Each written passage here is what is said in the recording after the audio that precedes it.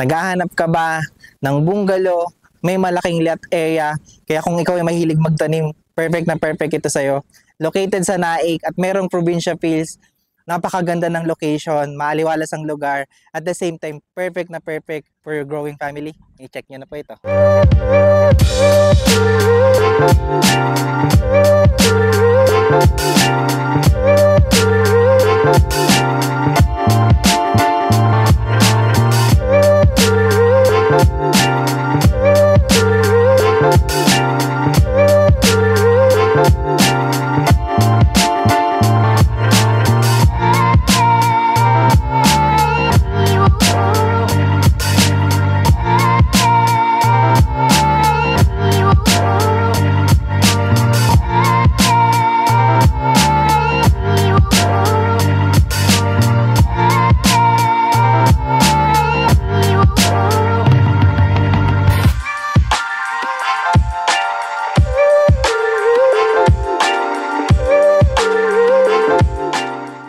Good day mga ka-Your Homes! Nandito po tayo ngayon sa Malaynin, Luma, Naik, Cavite.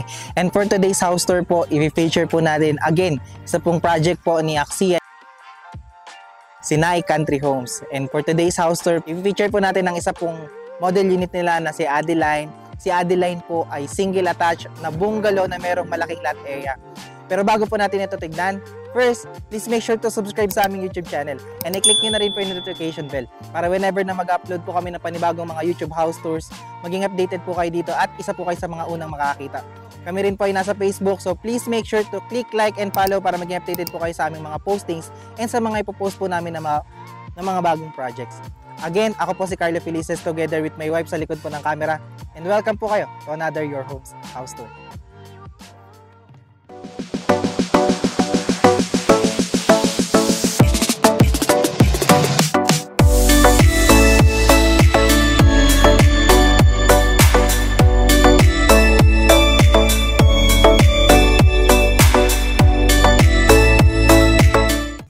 Si Naik Country Homes po natin ay along Barangay Road lang po at located po ito sa Barangay Malaynin, Luma, Naik, Cavite. And tayo po dito sa project ay meron pong 17 hectares kaya napakalaki po ng lugar, maliwalas at medyo probinsya feels po talaga dito. At the same time po, kumpleto po ang ating amenities dito. Meron po tayong 24/7 po na guardhouse po dyan. At the same time, meron po tayong clubhouse, may basketball court, may playground po tayo dyan. At the same time po, kung mapansin nyo, meron po tayong mga iba't ibang unit po dito. Meron po tayong Linnea. Si Linnea nga lang po natin ay medyo sold out na po. Meron po tayo dyan yung bagong bukas po natin si Carnation. Si Jasmine Model, meron po kaming YouTube house tour niyan. At meron po tayong Tangerine, yung ating row house. And at the same time po, yung nasa likod ko po, yung ating model unit po na si Adeline.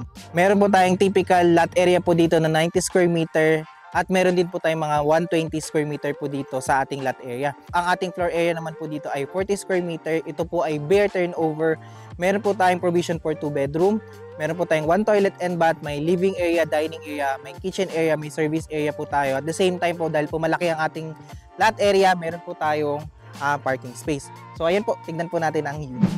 So as you can see po, dito po sa ating model unit, makikita nyo po yung pagkaka-turnover mismo ng unit na to. So as you can see po dito, napakalaki pa po niya ng inyong space at meron po talaga kayong parking. And mapapansin po natin na marami po tayong pwedeng gawin sa ating unit. In case po na gusto nyo po magpa-extend, kumuha po ng garden dito sa labas, magtanim. Ayan nga po, kung nabanggit ko po sa inyo kanina, kung mahilig po kayong magtanim-tanim, maganda po itong unit na to kasi malaki po talaga ang kanilang mga lot area dito. At nasa murang halaga pa. So ngayon, ayan po, mapapansin din po natin, ito po ang pagkakadesign ng ating bahay. As you can see po, tayo po ay naka-dirty white po yan, may brown po sa ilalim at napakasimple niya lang po at bungalow po ito. Kaya po, in case po na ayaw nyo pong umakyat ng hagdan, napakaganda rin po nito para sa inyo. So ano pang hindi natin? Pasukin po natin ang loob. Tara!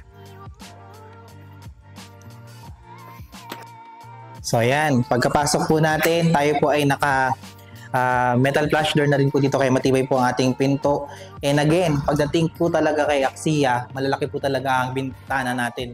Napansin ko lang po agad pagkabungad sa atin. So ito po yung ating bintana sa harapan po ng ating bahay.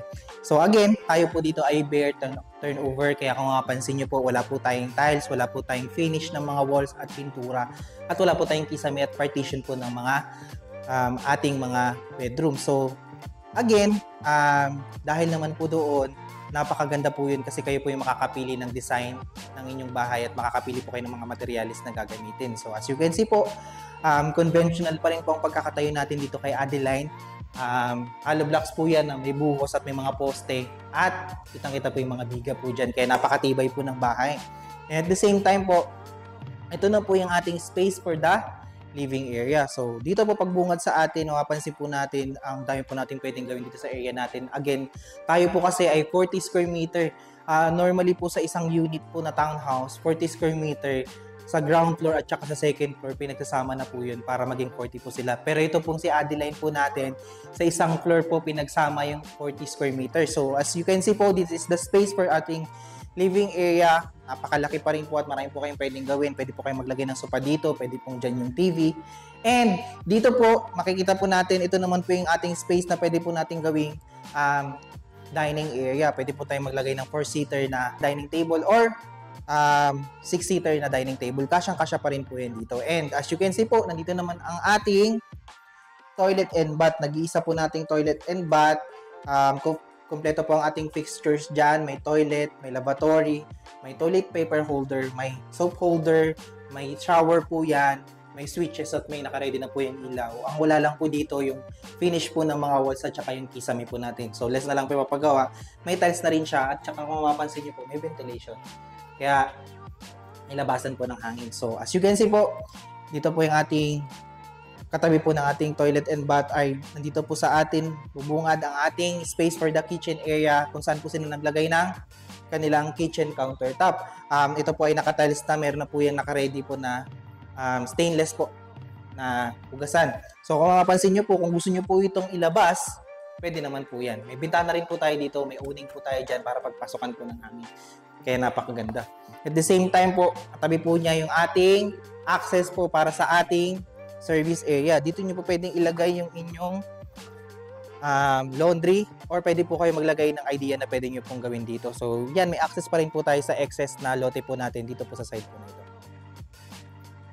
So, ayan, kung mapansin nyo, dito po yung ating pwedeng gawing 2 bedroom. Nandito po yung first and nandito po yung pangalawa. At kung mapapansin nyo po, kung gusto nyo pong ipa-extend papalabas ang inyong unit or pataas, marami po kayong pwedeng gawin sa unit na to. At as you can see, malalaki pa rin po ang ating mga bintana at napakadami po ng inyong pwedeng gawin. Nakita po natin ang kanilang actual turnover. Silipin po natin kapag meron na pong tiles at may mga partition or ginawan po na ng extension. Tara! So ngayon, lagyan lang natin or tignan lang natin kung ano yung magiging itsura kapag merong tiles partition, pintura yung mga walls at saka kisame. Tignan natin. So ito po, ang ating model unit na kanilang binihisan ay 90 square meter. So, ang ginawa po nila, nagpa-extend lang po sila dito. Tignan po natin yan sa loob. Tara! So, ayan. Pagkapasok po natin, nagkaroon po sila ng maliit na hallway po dito. And, ayan po, nakatalis na po tayo dyan. At kung mapapansin nyo po, bubungad po sa atin, galing sa hallway, yung ginawa po nilang idea, yung ating space for the living area at saka dining area. So yan, dito po yan. Pwede kayong dito mag-living area, dito po yung ating dining area. Dito po nila nilagay pa rin yung kanilang kitchen area. So, minimalist, pero pag napinturahan, nabihisan, nagkaroon ng tiles partition at saka kisame, ang ganda na po ng unit niya. So, ito po yung space. Naglagay po sila ng 3 bedroom. Ito po yung first. Ayan, naglagay lang po sila ng binil dito, pinturado at the same time may kisame. Ito po yung malaki bita natin sa harapan. And dito po, mapapansin din po natin ang kanilang second bedroom. Ayan, wala lang po bintana. Siguro sinagad po nila itong unit po nila. And yung ating last na bedroom po, nandito naman po siya. So, mas malaki po itong master's bedroom nila kaysa doon sa dalawa. So, ito po yung ginawa nilang idea dito. Pwede nyo po yung gayahin. And as you can see po, laki po ng space. Kahit po kayo po dito naka-king size po na kama, malaki pa rin po ang space. So, tapat po ng ating master's bedroom, nandito po yung kanilang toilet and bath. So, nilagyan lang po nila ng pintura, tsaka finish yung wall, tsaka ng kisame. So, at the same time, same pa rin naman po. Dito po ang kanilang access for the service area.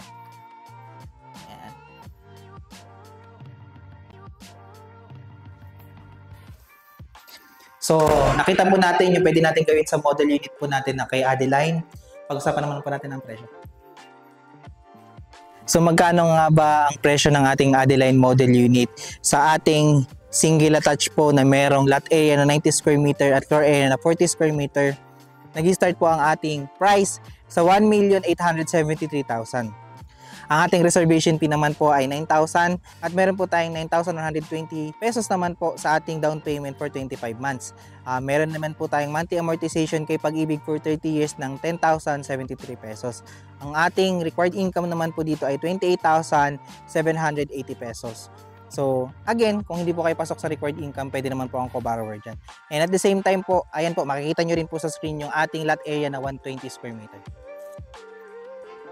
So kung meron po kayong mga inquiries regarding po sa unit po natin na si Adeline, you can contact us sa number po na makikita nyo sa screen. At the same time, nandyan din po yung aming Facebook page. Kaya kung ikaw ay naghahanap ng napaka-affordable na bungalow na merong malaking lot area kasi mahilig kang magtanim, at the same time located sa magandang area, may probinsya feel at perfect na perfect for your starting family or your growing family, i-check nyo na po ito. Kung hindi pa po kayo nakasubscribe sa aming YouTube channel, please like, share, and subscribe na rin po para maging updated po kayo sa aming mga bagong i-feature na bahay na kagaya po nito.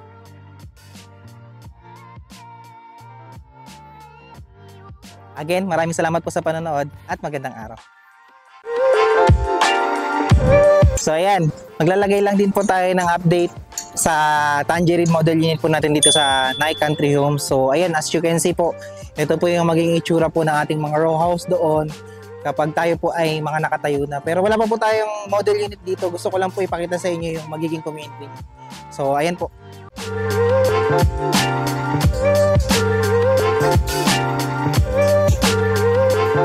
So hintayin nyo po yung upload po natin. Pag natapos po ang kanilang model unit, gagawin po natin din dito ng house po.